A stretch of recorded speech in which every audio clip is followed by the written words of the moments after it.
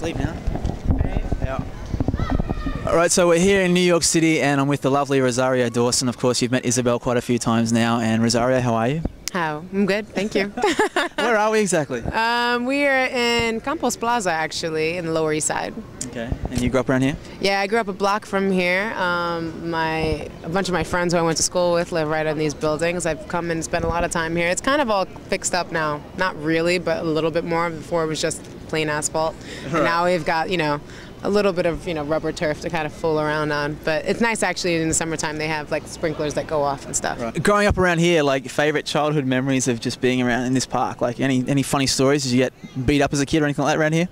No, actually, I was more of the kid who would come in and sort of help the kids who were getting beat up, because I was really skinny and really fast. Right. And I have a lot of uncles, so I was always the person to sort of like figure out when I was talking to them, like if they were a righty or a lefty, punch them in that arm and then run. Yeah. And then they'd get tired and kind of leave whoever they were bothering alone.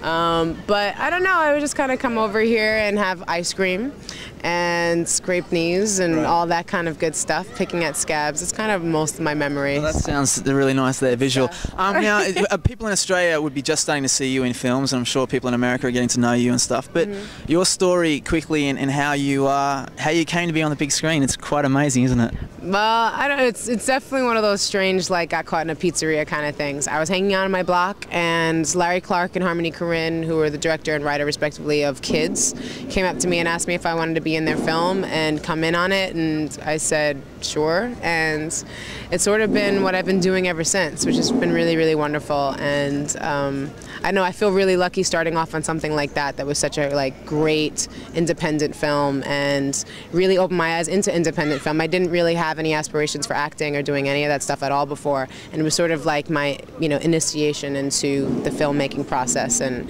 now I'm going to be hopefully co-directing something this summer. I'm going to be producing a film in the spring of next year, and it's amazing because I can always count it back to that one day that when my life changed. Yeah. And so now this is what I do, and it's pretty wonderful. Yeah. Now, was it I mean, dreams wise for you, I guess you're living it, but was there any other dreams you had as a kid growing up apart from film?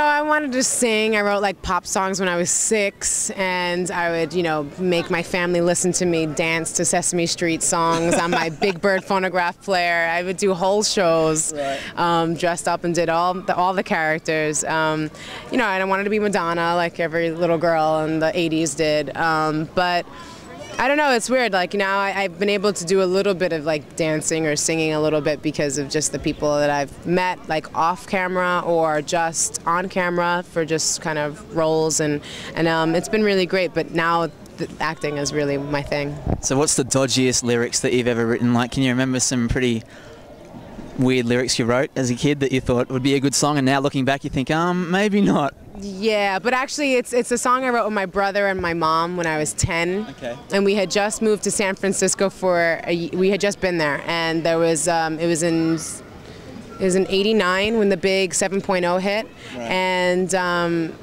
Shake Your Booty? No, it was really bad. And I remember we were all like separate together. It was my brother, my mom, and myself, and we were all separate when it happened. And we came back and sort of went through all the perishables. Yep. Perishables, yeah. Because the electricity was off, and it was a really kind of hard time. And we all sat there. My mom was like, my brother was 5, I was 10. My mom thought it would be a great idea if we all wrote a song together to make ourselves like cheer each other up. Right. And so we made this song because we were eating all like cheese and milk and like whatever was in the refrigerator at the time, and it was kind of just gross, and we were making just like fart jokes. Like I don't know how we got into like fart jokes and stuff. Mom was like, okay, let's write a song, and I was like, okay, we'll call it Fast Food Service. All right, okay. And so that kind of initiated it, and it goes a little something like this. It's so retarded. I can't wait for this one. Yep. Dump one eye, dump your other eye, pick your nose and stick it in your mouth. Wipe your butt and have some dessert. Drink your pee and have some tea. Clean your ears and take out the wax. Give it to the waitress and don't pay tax. Fast food service. Oh man, you put a beat to that. That could be a hit. Mm-hmm. Yeah, right. Why not? So it's like off the charts, son. You never know these days in music.